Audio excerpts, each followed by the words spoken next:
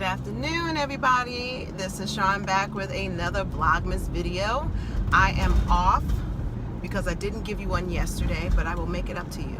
So happy Friday to everybody. Oh my gosh, so yesterday got ahead of me. I decided, well, at the last minute that I would go to our association's annual Christmas party, and we didn't get home until late. So between trying to tie up business so we could get out early and the party, it was late. So I apologize for not getting you a video, but I'm here today. So I don't have anything to talk about because I really didn't have time to look at anything. I know that there isn't any real news going on because everyone's talking about Cardi B and Offset, and I say that there's no news here. I mean, truthfully, there's no news. There's no news because there's nothing foundational. I mean, I love love as much as the next person, but someone who's in their 20s that really doesn't know or chooses to ignore the person that they are marrying, I'm not surprised that they're getting a divorce. Do I think they're getting a divorce? I don't know. I mean, this generation likes to do a lot of things for clickbait and clicks and views and all that. Some people say, you know, Cardi B is just stunting. I don't know. I guess time will tell. If TMZ posts filings of court documents, then I guess it's moving forward. But, you know, what can you say? She ain't the first 20-something-year-old that got duped by love, and she won't be the last. There's many of us folks old enough to know better get duped by love. So what else is there to say about it, right? Okay, so what I wanted to talk about was me venting about this case with Chris Watts. For those of you who do not know about Chris Watts, this was the gentleman, sorry for the sun, this was the gentleman who killed his wife, an unborn child, and 2 daughters, lied on TV hoping for their safe return home, and they were found in oil tanks. He came up with some cockamamie lie about he witnessed his wife strangling his daughters, and so she in turn decided to kill her.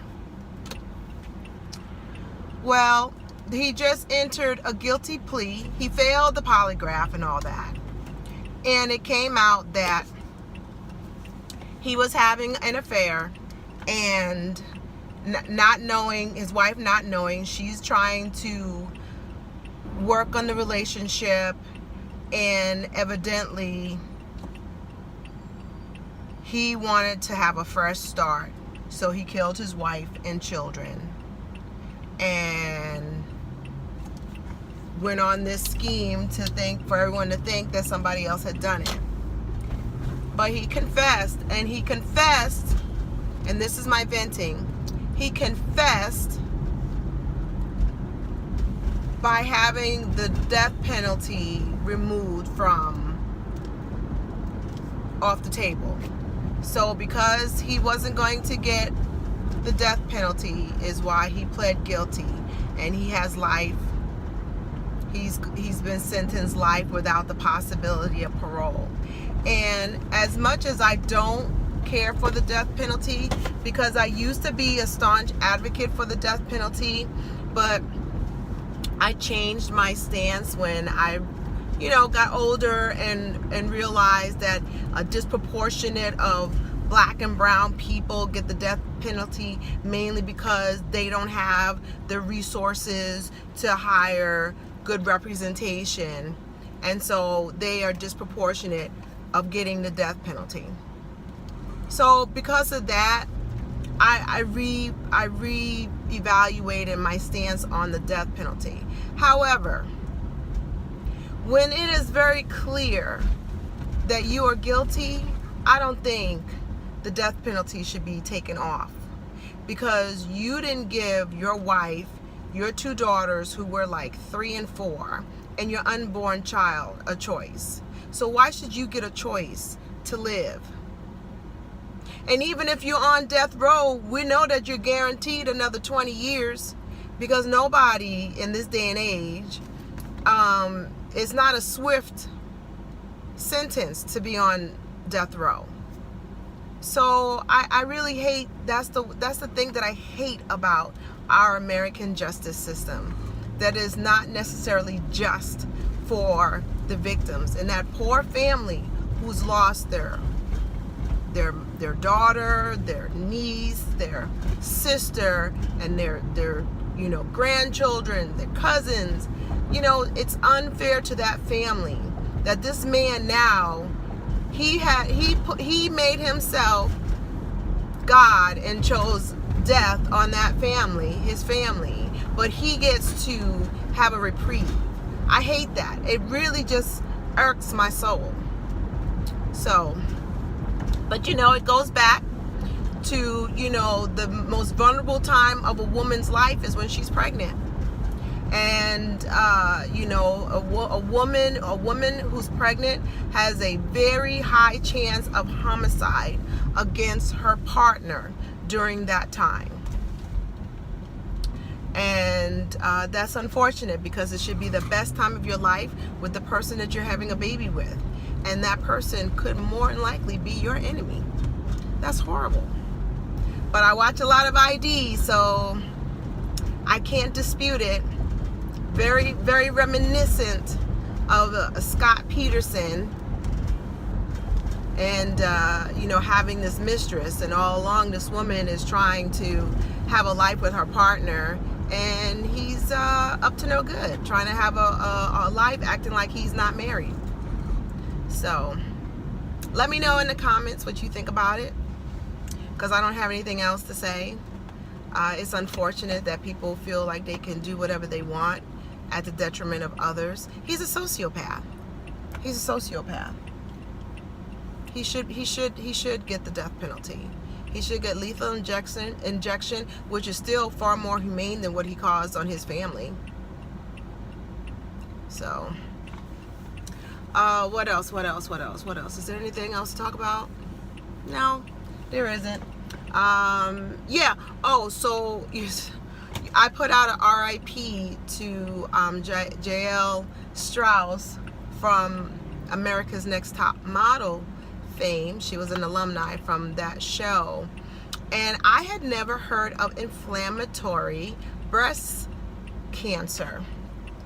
Evidently, what I said in previous is that she was diagnosed in October, and I guess if you look on her, if you just Google her name, because she is trending, but if you Google her name, you'll see where she really started to waste away. She was actually looking like in her drug days, like completely a different person. She got, she was already a tiny girl anyway, and you could see where the cancer really was just taking hold of her body.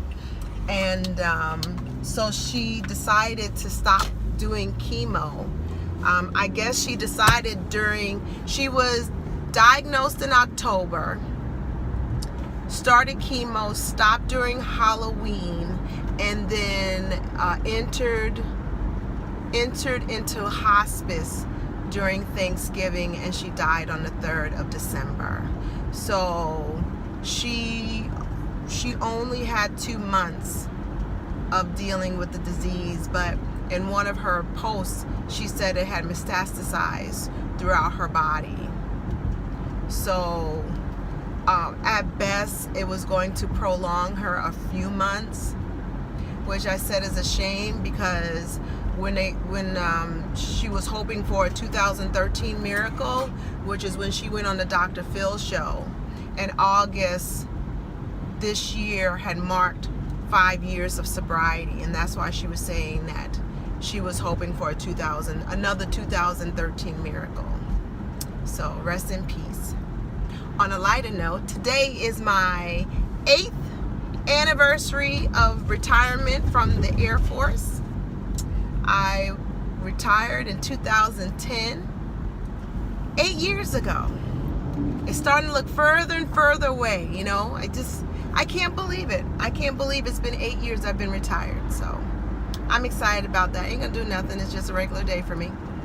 So happy Friday. I hope you have a great weekend. I will tune in tomorrow, hopefully with something else to talk about for Vlogmas. Take care of yourself and each other, and I will talk to you soon. Bye.